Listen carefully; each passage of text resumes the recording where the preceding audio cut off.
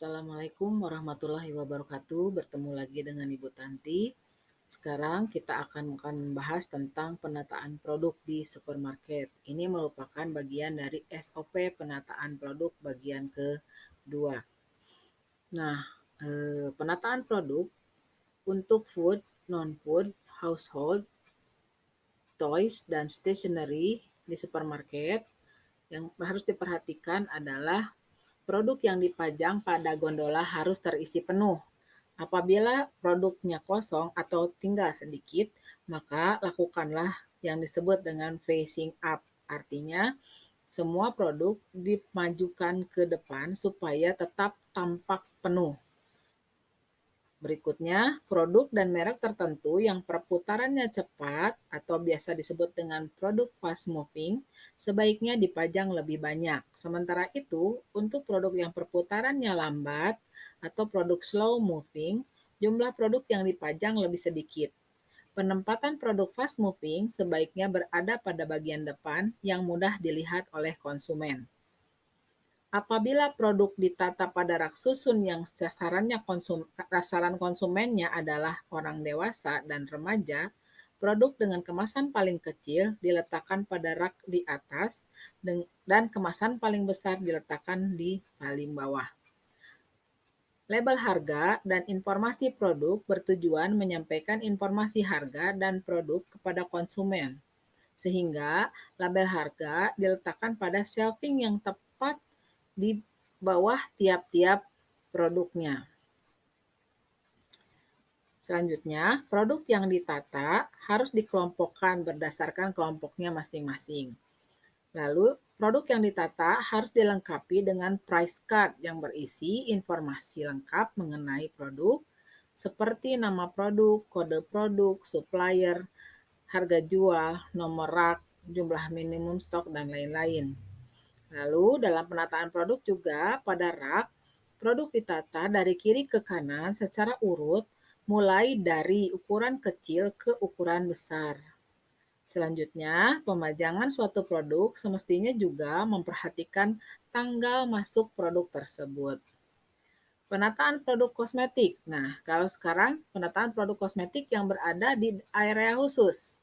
Biasanya di supermarket atau di department store ada wilayah khusus yang memang dikhususkan untuk menawarkan atau untuk mendisplay produk kosmetik.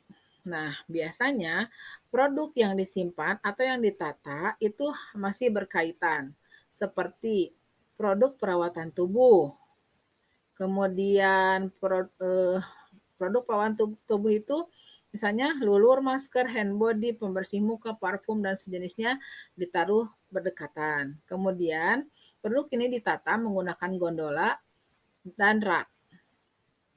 SOP-nya, produk kosmetik ditata kalau dalam gondola ditata seperti menata produk non-food lainnya.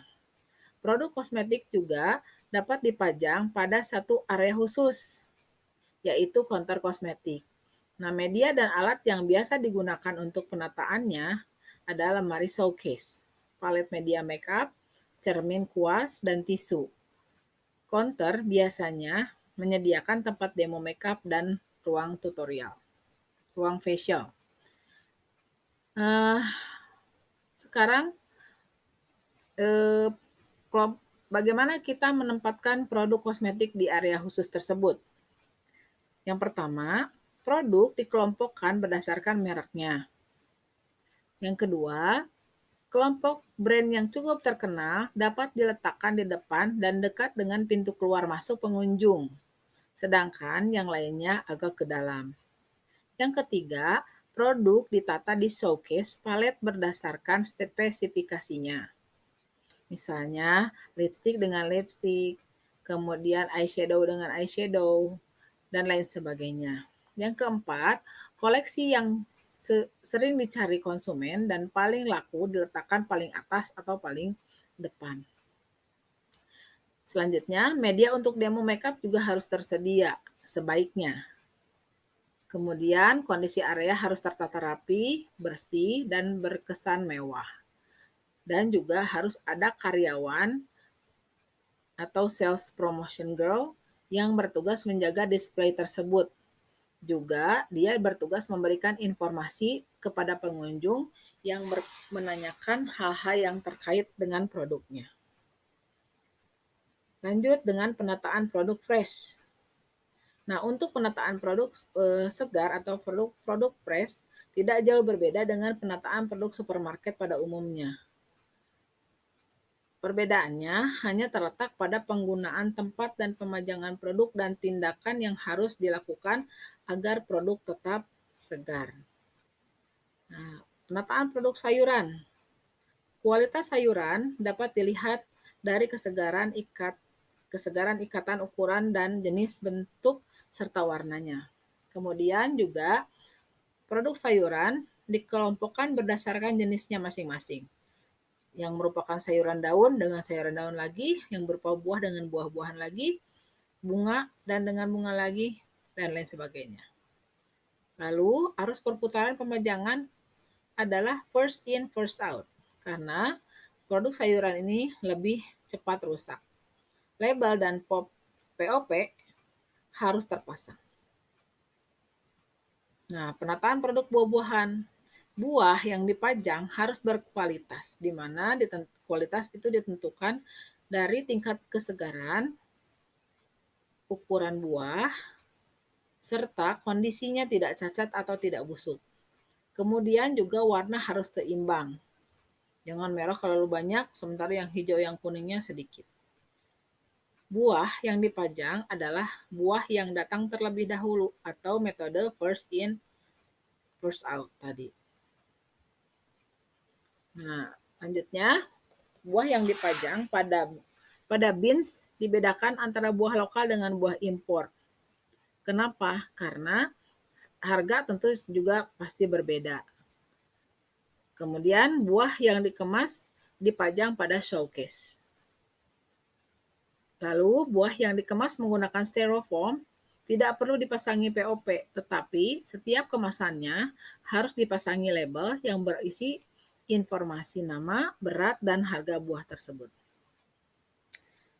Untuk daging sapi.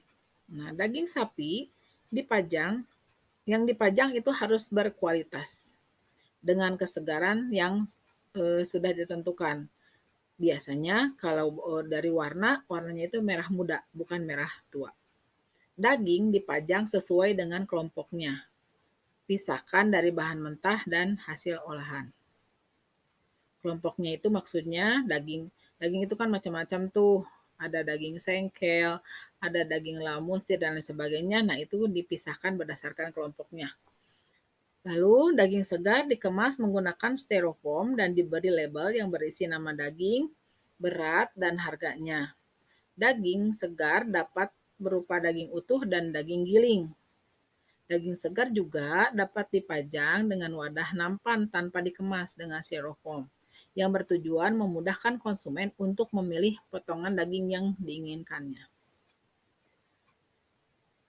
Selanjutnya, daging sapi yang dijual di supermarket umumnya berupa daging segar dan daging beku. Nah, daging segar dipajang pada showcase, sedangkan daging beku dipajang pada frozen island. Potongan daging yang berlemak diletakkan di sebelah atas, menggunakan nampan bersih dan kering untuk peralatan display. Karena daging ini kalau wadahnya tidak bersih, maka dia akan cepat busuk. Kemudian untuk daging ayam. Daging ayam dapat dikemas utuh ataupun per bagian. Ada paha, dada, ceker, dan lain sebagainya. Juga dalam bentuk daging ayam giling. Nah, daging ayam dikemas dengan menggunakan styrofoam dan plastik wrap. Setiap kemasan diberi label yang berisi nama, berat, dan harganya.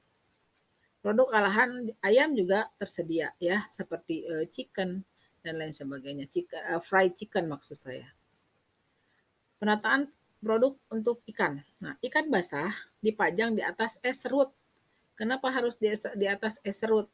Karena dia lebih bisa mempertahankan kesegaran ikan tersebut yang dilengkapi dengan lemon dan jeruk nipis. Tujuannya supaya tidak anyir.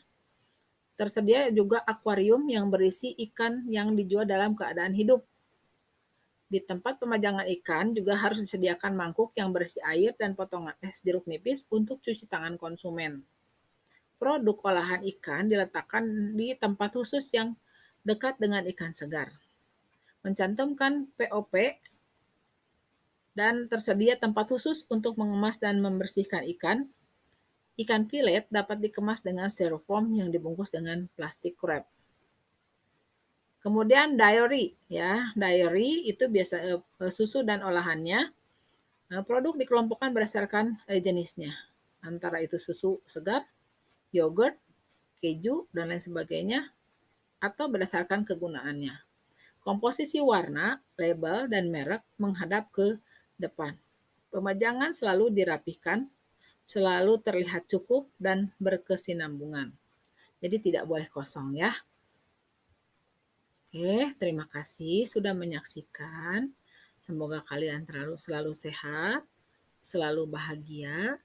Ayo terapkan 5M. Walaupun sudah ada vaksin, tapi kalian harus tetap menjaga jarak, memakai masker, mencuci tangan, menghindari kerumunan, dan mengurangi mobilitas.